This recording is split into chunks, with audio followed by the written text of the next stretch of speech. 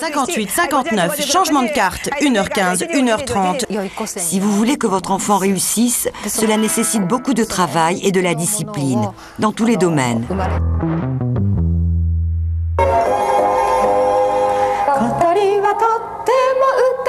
Tous ces enfants ont moins de 2 ans, mais tous vivent déjà dans le stress de leur premier examen, le concours d'entrée à l'école maternelle, une spécialité japonaise. Ici, dans cette école privée de la banlieue de Tokyo, on trie les bambins qui demain devront être les meilleurs, en jaugeant la vivacité de leur esprit. Qu'est-ce que c'est que ça? Ça a l'air rigolo. C'est moi qui les ai faits, ces cônes. Regardez, il y a un trou ici. Celui-là, il a un gros trou. Et celui-là, un tout petit. Maintenant, essayez de tous les mettre dans le bon ordre.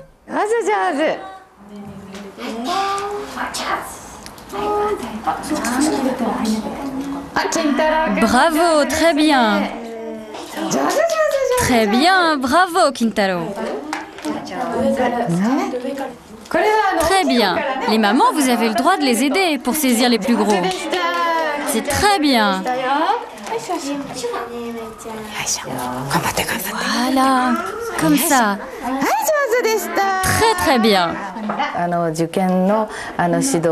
Ici, notre travail consiste à préparer les petits avant qu'ils ne passent leur concours pour entrer à la maternelle.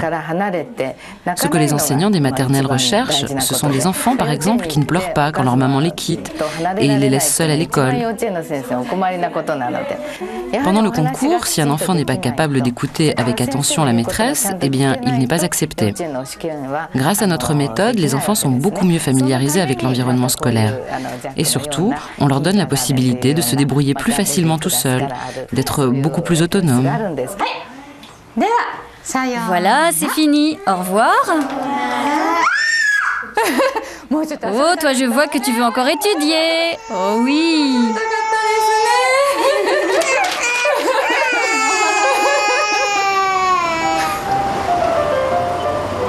Engagé dès la fin de la guerre dans la reconquête de son honneur perdu, le Japon surfe depuis 50 ans entre tradition et modernité, avec pour seul point d'équilibre la réussite.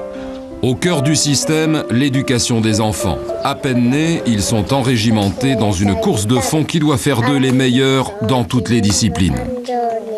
Sena va bientôt avoir 6 ans. Sur son agenda de petite fille, la journée du samedi est la plus chargée. C'est la journée des juku, les activités extrascolaires. Chaque enfant en dehors de l'école doit pouvoir en effet révéler qu'il a aussi des aptitudes sportives ou artistiques. Rien n'est laissé de côté. Démonstration. 9h, cours de violon. Sena a appris à maîtriser l'archet grâce à une méthode intensive mise au point pour les enfants. 10h, sa maman l'accompagne pour un cours de taiko, le tambour traditionnel japonais, excellent pour développer les réflexes psychomoteurs.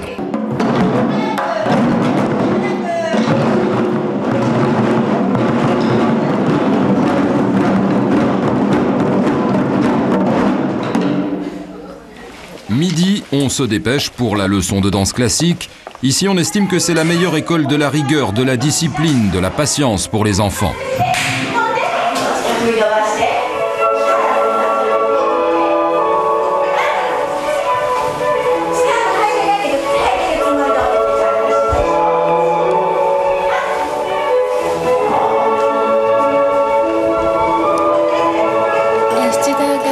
Ma fille Sena a commencé ses cours de violon et de danse classique à l'âge de 2 ans et 4 mois. Mais je l'avais déjà inscrite au cours académique du soir de Shishida dès qu'elle a eu 1 an et demi.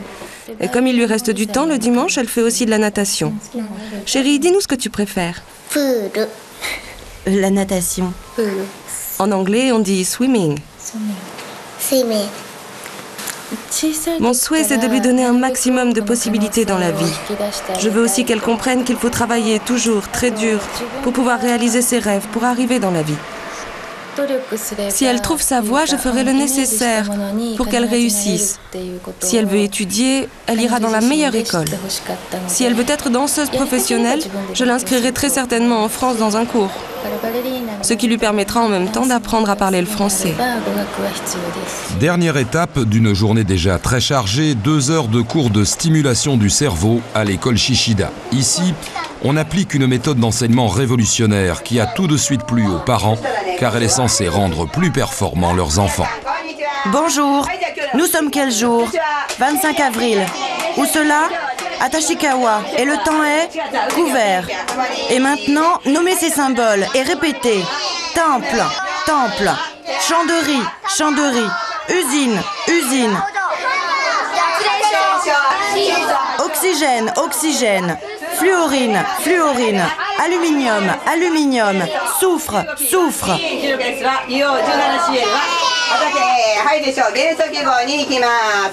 Je n'essaie pas de leur faire retenir tout ce que je leur dis. Le but de ces exercices, c'est juste de stimuler leur esprit. En fait, ce sont des exercices d'éveil. Notre théorie est très simple. L'hémisphère gauche du cerveau est celui de la logique. L'hémisphère droit, c'est le contraire. C'est celui de la vitesse, de la rapidité. Il est capable d'enregistrer très vite une quantité d'informations considérable. C'est pour cela qu'il faut le stimuler à toute vitesse, un peu comme un ordinateur. 55, 56, 57, 58, 59, changement de carte, 1h15, 1h30, 1h45. Les lettres japonaises, shi, sa, shi, si, shi, sou. Des mots difficiles à présent. Des pays étrangers, Paris, Italie, Danemark, New York, Washington, Moscou, Madrid, Rome, Berlin. Des instruments, petit taïko, grand taïko, flûte ancienne. Des enfants du monde, indonésiens, taïwanais, iraniens, danois, thaïlandais. Des arts traditionnels, rakugo, kabuki, bunrak, Walt Disney, Pinocchio, Blanche-Neige, Mickey, Donald. C'est incroyable, c'est fascinant de voir que les capacités des enfants sont illimitées. Avec un minimum d'efforts, tous les jours, ils peuvent atteindre des niveaux tout à fait étonnants. 300 écoles de ce type pour ces graines de petits génies existent aujourd'hui au Japon. Pour autant, tout le monde n'est pas d'accord avec la méthode des écoles Shishida que certains associent à du bourrage de crâne. Dans cet exercice, les enfants ont au préalable mémorisé tous les dessins et les numéros qui leur correspondent. À présent, ils vont devoir dessiner la figure géométrique qui correspond aux chiffres que je vais leur dire. Ils doivent réagir le plus vite possible.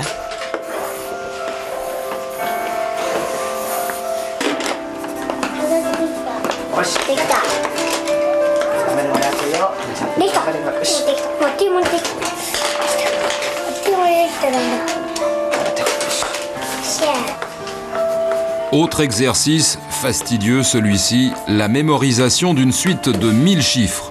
Après quelques séances d'entraînement, le petit Kenji est capable aujourd'hui de les restituer dans le bon ordre. Il n'a besoin que de 3 minutes pour y parvenir.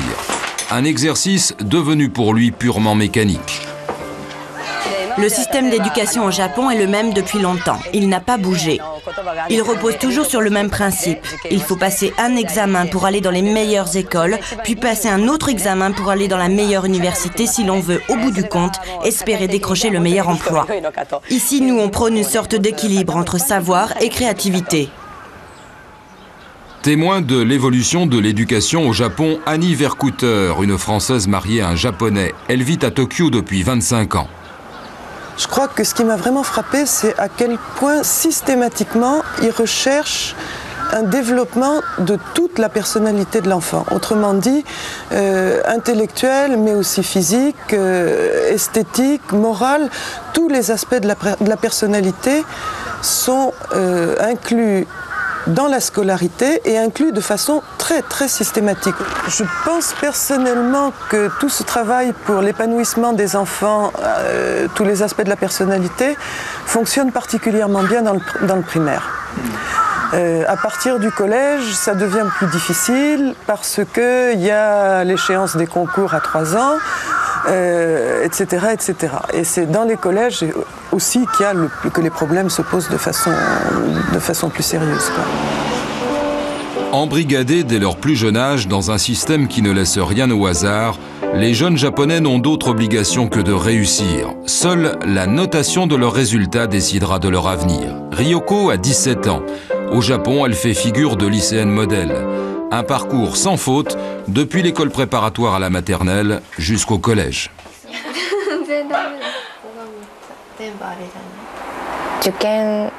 Avant de rentrer au collège, je suis allée dans une école préparatoire pour augmenter mes chances de réussir l'examen d'entrée au collège. Cet examen était vraiment très difficile. 3 fois par semaine, il fallait que je suive des cours du soir en plus du reste. Dans cette école, ils m'ont fait passer toutes sortes de tests avant de décider de mon orientation. Ryoko est depuis 3 ans au lycée privé de jeunes filles de Kitakamakura dans la banlieue de Tokyo. L'un des établissements les plus réputés de l'archipel, le plus dur aussi. Bonjour, quelqu'un a-t-il un rapport à faire? Moi, monsieur. Je voulais signaler que de nombreux élèves ne disent pas bonjour le matin, surtout les plus âgés. Merci. Vous savez, vous êtes tous des chefs de classe, c'est une très lourde responsabilité. Plus que les autres, vous savez comment les choses marchent ici. Quel est le règlement? Je compte donc sur vous pour nous faire part de vos observations dès que vous voyez quelque chose d'anormal dans l'établissement. Vous devez le signaler aussitôt. Compris? Rompez. Règle numéro 1, le respect que les élèves doivent aux professeurs. Règle numéro 2, l'obéissance. 2 principes qu'aucun élève ne se permettrait de bousculer.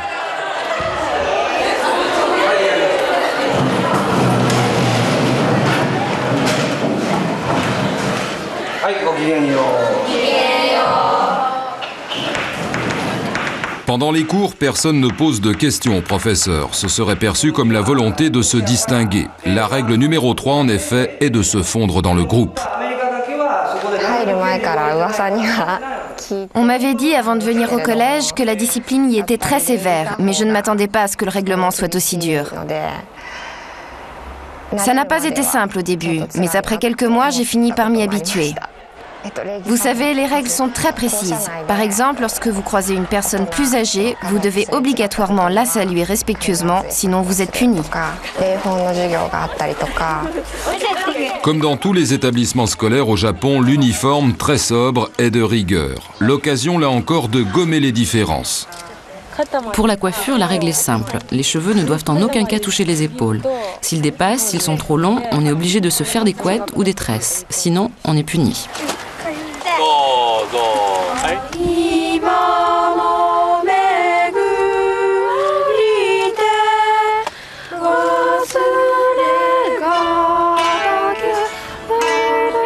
L'après-midi est consacré à l'apprentissage des arts traditionnels, complément indispensable à l'enseignement des matières générales.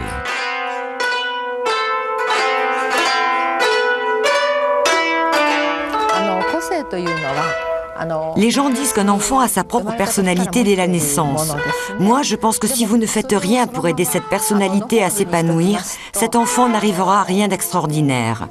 Si vous voulez que votre enfant réussisse, cela nécessite beaucoup de travail et de la discipline, dans tous les domaines. Ainsi, en leur faisant étudier les matières générales comme l'histoire, les mathématiques, la littérature, mais aussi les arts traditionnels, on peut forger la personnalité de l'enfant. C'est une question d'équilibre. Pour y parvenir, il faut simplement habituer l'enfant à vivre dans la discipline. La popularité du lycée de Kitakamakura auprès des mamans nippones vient largement des cours de savoir-vivre qui y sont dispensés. C'est pour elles la garantie que leurs filles deviendront de parfaites femmes d'intérieur, de bonnes épouses. Bonjour. Voilà, vous vous remettez en position droite, les mains sur le côté. Maintenant, je vais vous apprendre comment vous asseoir convenablement. Avancez le pied droit, descendez sur les genoux en gardant bien vos mains sur les cuisses. Vous voyez comme cela, en forme de A. Ensuite, vous posez vos fesses sur vos talons, comme ça. Si vous êtes fatigué par cette position, vous pouvez vous relaxer. Prenez appui sur vos mains et faites pivoter vos genoux et laissez descendre les fessiers comme ça en remettant vos mains sur les genoux, toujours avec le sourire. Mis à part le kimono traditionnel, je préfère le monde moderne. C'est moins ennuyeux. Pour mon avenir, si je pouvais choisir, je préférerais bien sûr avoir une bonne situation, avoir un travail des responsabilités, comme un homme. J'ai vu cela dans des reportages à la télé. Cela me plairait bien d'avoir une vie active. Mais d'un autre côté, quand je regarde la vie de ma mère, je me dis que femme au foyer, ce n'est peut-être pas si mal. Vous savez, dans son éducation, notre fille peut choisir ce qu'elle veut. Cela dit, je ne pense pas qu'elle puisse un jour devenir cadre ou chef d'entreprise, tout simplement parce qu'elle est une fille. Pour elle, ce qui me semble important, c'est qu'elle sache tenir son rang de femme dans notre société, qu'elle soit une épouse affectueuse et cultivée. Si elle y parvient, alors je suis sûre qu'elle mènera une vie heureuse. 15h30, c'est la fin des cours. Mais la journée n'est pas encore terminée pour autant. Comme dans toutes les écoles du Japon, les élèves nettoient les salles de classe et les couloirs à tour de rôle. Ryoko, ce jour-là, est de corvée de couloir.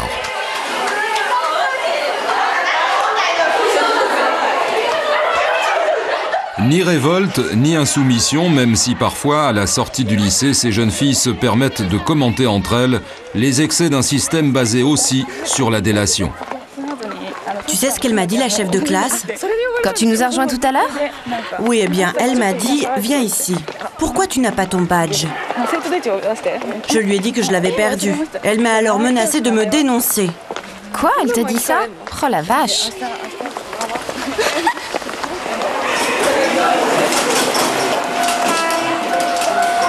Ces rapports de force entre les élèves établis par le système éducatif japonais n'ont qu'un but, favoriser l'esprit de compétition tout en valorisant l'esprit de corps. C'est particulièrement vrai chez les garçons.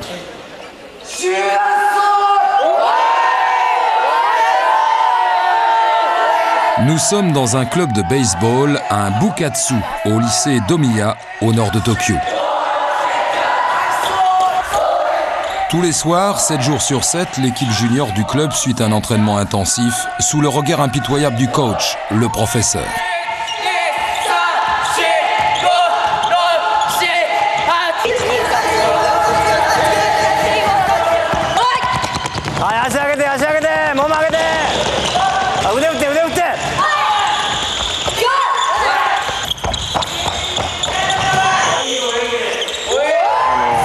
Le but du jeu, c'est de créer quelque chose en tant que groupe, en tant qu'équipe.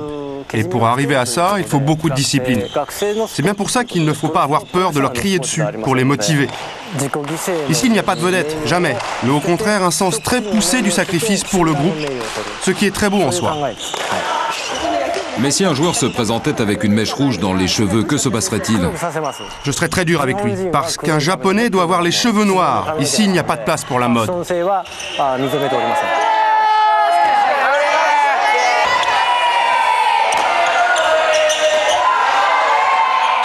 Vous punissez les joueurs? Bien sûr, s'ils font une bêtise, c'est simple, je leur rase la tête. Vous savez, comme les skinheads.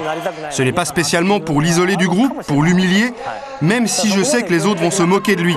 C'est plus une question de faire un exemple pour les autres. Et paraît-il, ça marche, comme en témoigne la réaction collective de l'équipe lors du dernier match de la saison passée. En fin de saison, on a perdu le match d'adieu contre nos camarades diplômés. On a vraiment perdu la face, on a eu honte. Alors on a tous décidé de se raser les cheveux.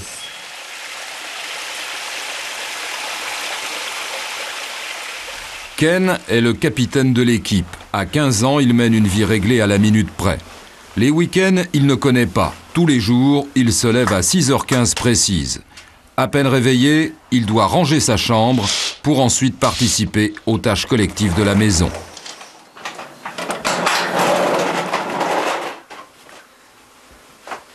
Ken assume ses responsabilités de fils aîné avec autant de sérieux que son rôle de capitaine de baseball à l'école.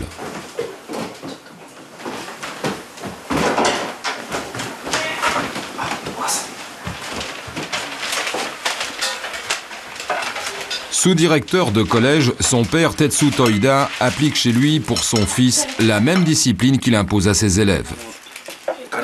Je pense que le fait que Ken fasse du baseball est une très bonne chose pour lui. En tant que capitaine de l'équipe, Il apprend à vivre avec les autres. Il apprend à s'entraider. Comment éviter les rapports de force entre jeunes.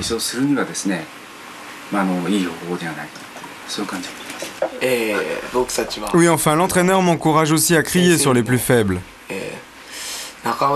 Il dit que ce n'est pas pour les humilier, mais pour les motiver.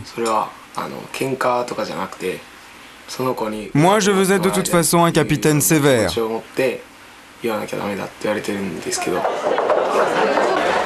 C'est un rituel. Tous les lundis, tous les élèves du lycée public d'Omiya sont rassemblés en rang dans le gymnase.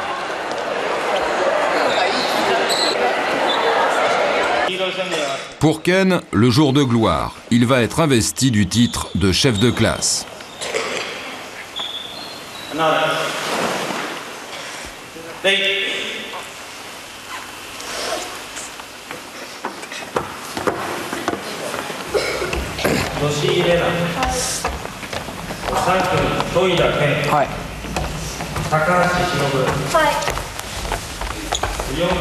Toïda Ken, je te nomme chef de la classe 3 des 3e années.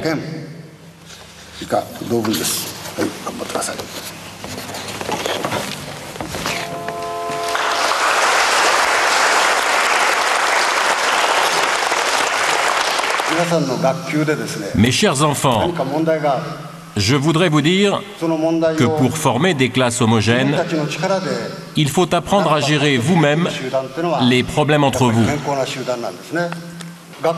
Et c'est la même chose au niveau de l'école. Il faut être capable d'aborder les difficultés ensemble au sein du groupe. Si vous privilégiez le développement de toute forme d'individualisme au détriment du groupe, eh bien vous détruisez le groupe. Il faut donc donner la priorité au groupe et après seulement à l'individu. Le mythe de la collectivité comme machine à produire le bonheur de l'individu ne fait pourtant plus l'unanimité chez les Japonais. Broyés par un système qui lamine les plus faibles, 80 000 lycéens ont abandonné leur scolarité l'an dernier.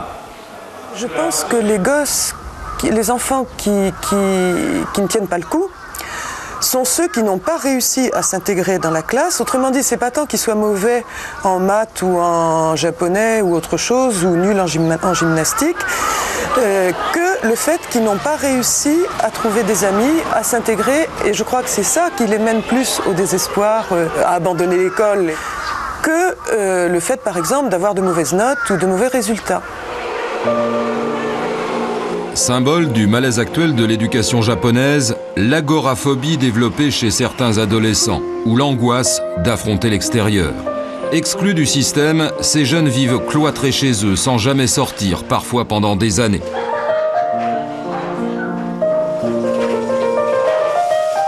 Nous sommes à Tamejuku, un pensionnat alternatif pour enfants exclus. Une vingtaine de jeunes ont trouvé refuge ici. Mais même à Tamejuku, le mal est profond et le syndrome de l'isolement est toujours vivant. Ouvre la porte! Pourquoi tu restes enfermé? Il faut sortir un peu. Allez, ouvre la porte!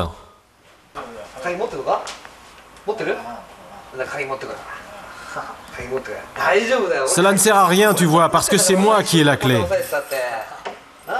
Allez, viens! Saito, toi aussi, viens prendre l'air.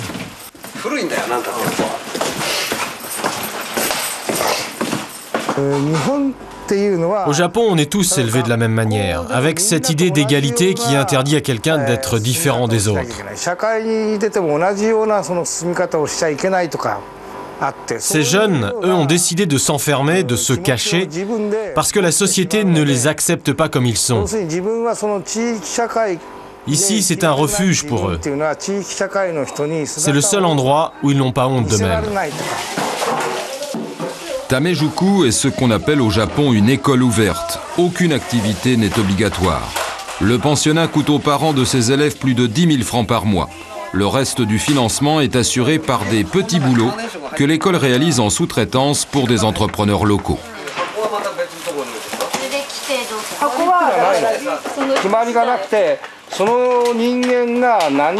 Ici, nous n'avons pas de règlement intérieur, comme dans les autres écoles, juste des tâches quotidiennes. Chaque enfant se voit attribuer une tâche pour la journée. Un petit boulot, et il doit le faire. Et dès qu'il l'a terminé, alors il est enfin libre de faire ce qu'il veut. On demande aussi aux enfants d'apprendre à vivre en communauté, et donc de prêter attention aux plus faibles. Par exemple, de ne pas faire du bruit la nuit, et aussi de rester vigilants pour éviter les incendies. C'est une manière pour eux de se responsabiliser, de se sortir de leur isolement. Pour ces élèves qui ont rejeté l'école, l'enseignement est personnalisé. Difficile néanmoins de réveiller chez eux un intérêt quelconque pour leurs études.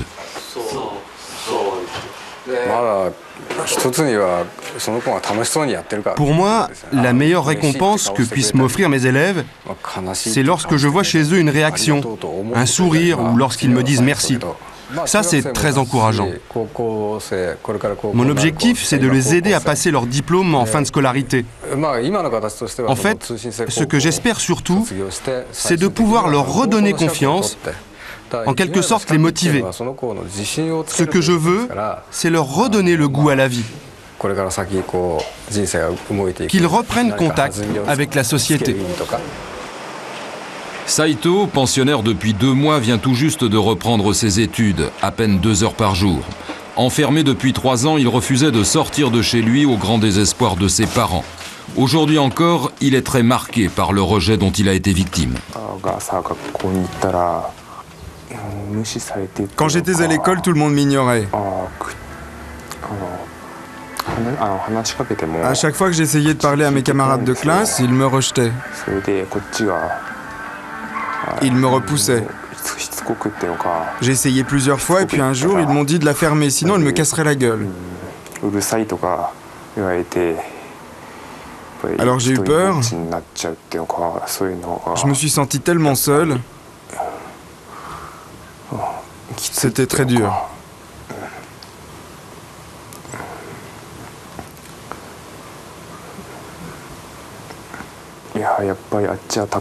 J'avais vraiment peur qu'ils me tabassent. Ils étaient très nombreux.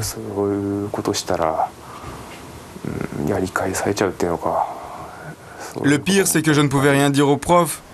De toute façon, ils n'auraient rien pu faire. Et tes parents? Oh, eux, de toute façon, ils n'auraient rien osé faire. Ils ne m'aiment pas non plus.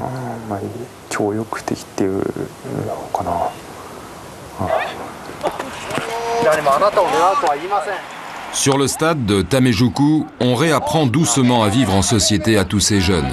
Vivre l'expérience d'un match de baseball relève pour ces adolescents d'un exploit hors du commun. J'ai beaucoup hésité avant de venir à Tamejuku. Jamais auparavant je ne m'étais retrouvé dans un endroit aussi sympa, avec autant de monde autour de moi, des camarades. C'est la première fois que je joue au baseball. Alors c'est vrai, peut-être que je suis en train de commencer à changer.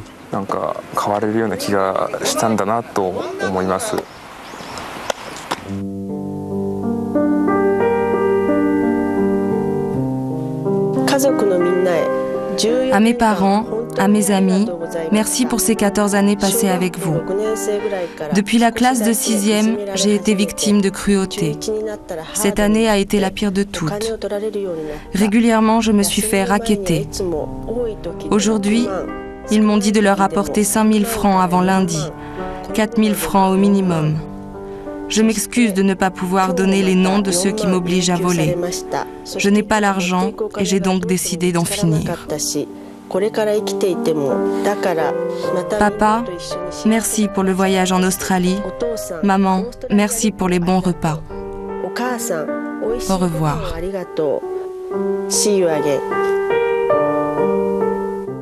Le testament du petit Kyoteru a bouleversé tout le Japon. Le 27 novembre 1994, il mettait fin à ses jours. Il n'avait que 13 ans. Kyoteru ne supportait plus les sévices dont il était victime de la part de ses camarades. Il s'est pendu dans le jardin de ses parents. Depuis la mort de mon fils, c'est étrange, mais aucune branche n'a jamais redonné de feuilles. Et je me demande si l'arbre n'a pas compris qu'un malheur était arrivé.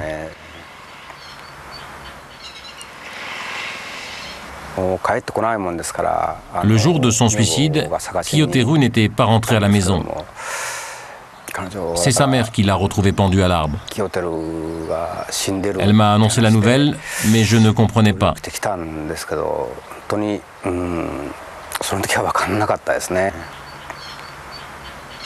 En fait, je ne me souviens vraiment que d'une chose. Je répétais tout le temps « pourquoi, pourquoi ?» Yoshiharu et sa femme Yuko ne se sont toujours pas remis du suicide de leur enfant. Ils conservent près d'eux les cendres de Kiyoteru. Le salon a été transformé en hôtel bouddhiste.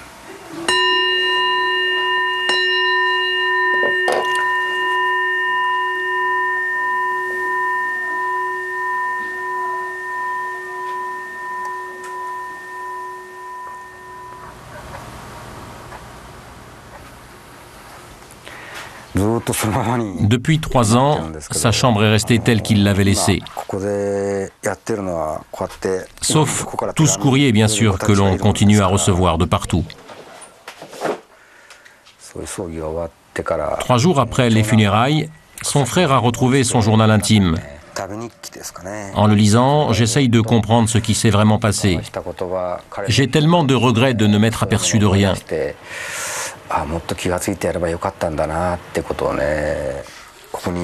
Ici, par exemple, il raconte un souvenir. Quand il avait 11 ans, en été 1993, je suis allé à Jingu. Je n'oublierai jamais le goût des pêches que j'ai mangé ce jour-là. Merci, papa. Je crois qu'avec ce cahier, il a essayé de ne se souvenir que des moments de joie qu'il a eus dans sa vie. Comme s'il voulait s'accrocher à cela pour survivre.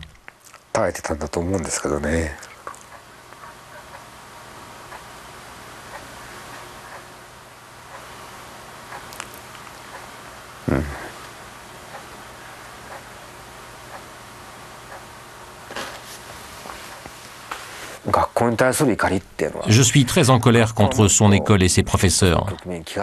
Ils auraient dû se rendre compte. Ils auraient dû se rendre compte que quelque chose n'allait pas. Mais personne n'a osé parler. Quant à moi, je regrette tellement de ne pas avoir regardé mon fils sous un autre jour, de ne pas avoir été plus proche de lui, de ne pas l'avoir compris. Afin que le geste de Kiyoteru ne soit pas inutile, ses parents ont décidé de rompre la loi du silence. Ils mettent face à leurs responsabilités les enseignants pour que prenne fin la vague de suicides qui frappe la jeunesse nippone. L'an dernier, 150 adolescents se sont en effet donné la mort. Leur maison aujourd'hui est ouverte à tous ceux qui souffrent du système comme Shuto. Il est chez eux depuis 6 mois. J'ai vraiment été choqué par la mort de Kiyoteru. Sans doute parce que les sévices qu'il a subis à l'école étaient les mêmes que ceux que j'ai eu à subir. Son père et sa mère sont vraiment formidables avec moi. Ils me comprennent et moi je peux leur dire tout ce que je ressens. Dans leur éducation, nos enfants sont obligés de subir tellement de pression, au jour le jour, du matin au soir. Ils vivent dans un climat de compétition permanente pour être soi-disant parfaits. Et c'est vraiment ça, la cause de ce genre de drame. Et c'est de notre responsabilité d'arrêter ce massacre. Il faut réagir pour en finir avec ces morts absurdes.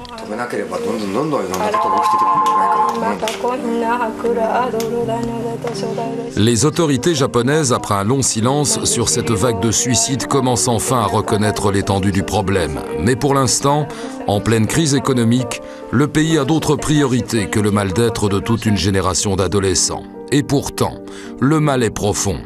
Aujourd'hui, les enfants du baby-boom regardent avec inquiétude leur avenir. Sur les 400 000 nouveaux diplômés des grandes écoles, 1 sur 4 cette année n'a pas encore trouvé un emploi à plein temps. Une première. En même temps qu'il découvre le chômage, le Japon s'interroge alors sur la nécessité de maintenir un système éducatif aussi rigide. La jeunesse nippone sait à présent que l'école n'a plus les moyens de lui garantir le succès, la réussite. L'heure n'est plus aux certitudes.